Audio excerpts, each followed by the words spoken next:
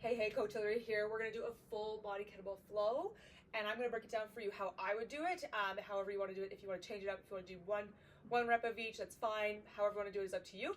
But I'm gonna break it down how I would coach it and how I would do it. So I'm gonna show you first, and then we're gonna talk about it and break it down. So I'm gonna do 1 rep of everything, then 2, then 3, and then I would probably take a small 30 to 60 second rest, and then come back and do it again. Okay, so I'll show you reps 1 and 2, that we don't have to watch for a full minute. All right, so hands on bells. We're gonna do 1 swing to 1 catch, high hike, 1 swing, 1 catch into your squat thrust. So you're gonna come down into your squat thruster up overhead. 1, march, pull that knee up to your belly button, big exhale, other side, bell comes back to your rack, halo. 1 side, and then the other. Back to your chest, elbows glued to the rib cage, strong upper body, big squeeze of the glutes, bicep curl. Now you're gonna go for 2, so 2 swings. 1 catch, find your squat stance, 2 squat thrusters, so down, use the power of the legs, and then 2 marches per side, pull.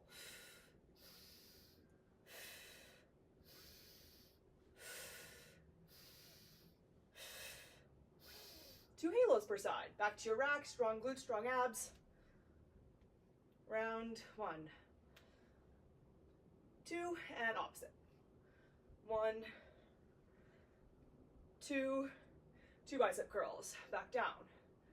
I'm gonna show you the full shebang because, like, if I've already gone this far, right? So going for another 3. This is your last big set. 3 swings. And catch. Probably should have caught that last time, but we're gonna go with it anyways. You're gonna come down into your squat. Thruster. 1, 2, 3. Hold. Bring your knees up.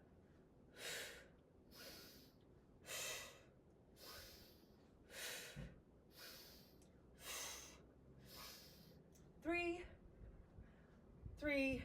Back down. Rack position. Strong body here. Make sure those quads are on, your glutes are on. 3 halos in each direction. Try to keep everything else still. Just moving that kettlebell 2, 3, and switch directions. 1, 2, 3. Bell to rack, elbows glued to the ribs. Straight down, isolate those biceps by avoiding that shoulders dropping forward. 1, 2, 3. Wide feet, bell goes down. Okay. That is what it's gonna look like. Now you're gonna take 30 minimum, 60-second rest, okay? Allow the heart rate to settle in, slow the body down, catch your breath if you can, in and out through the nose.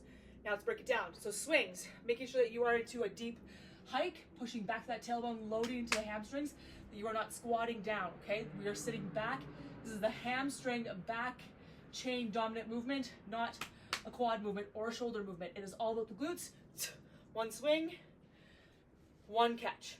Okay, or 2 swings and then a catch, 3 swings and then a catch. At the top, you're in a plank position. Now from there, you're gonna just find your squat stance because for me, I'm short. I gotta widen out my feet for my swing, so I'm gonna shorten up my stance. But find your squat stance there, and then when you come into your thruster, you're gonna pull yourself to the bottom. I want you to avoid tucking that tailbone in. Okay, we want to avoid that. We want to keep active. So you're gonna use your breath, bell in your chest, big inhale to pull. Stopping where your body feels comfortable, where you can keep that long spine, where you don't tuck in. If you can get your elbows to your knees, even better. Exhale, you're gonna drive through the whole foot, locking out the legs, using that power to push your bell up. Okay, that's the whole point of the thruster, is it's not a shoulder move, it's a full body exercise. You're using your legs, your glutes, your abs, your lats, your shoulders, you're doing it all together. So if you feel like you're overworking your shoulders, you're not using your legs enough. Okay, so make sure that you're locked and strong in those quads at the top. If you're double jointed, watch you don't hyperextend. You want to just think strong quads, pull up into the hip flexors, okay? And then when you're in that overhead carry, I want you to watch you're not letting that bell come forward. If your shoulder mobility, I'm gonna give you a modification here. If your shoulder mobility does not allow for you to be up overhead without this happening, we're gonna change it. Okay, so you're gonna do your thrusters, 1, 2, 3, whatever set, and then you're gonna pull it back down like you're about to do your halo. You're gonna hold it in your rack position. So your modification is here instead, and everything else still applies. So whether you're here or up overhead, you're going to hold that bell, think nice strong body here, like you're in a standing plank position. You're going to use your exhales to engage the lower abdomen.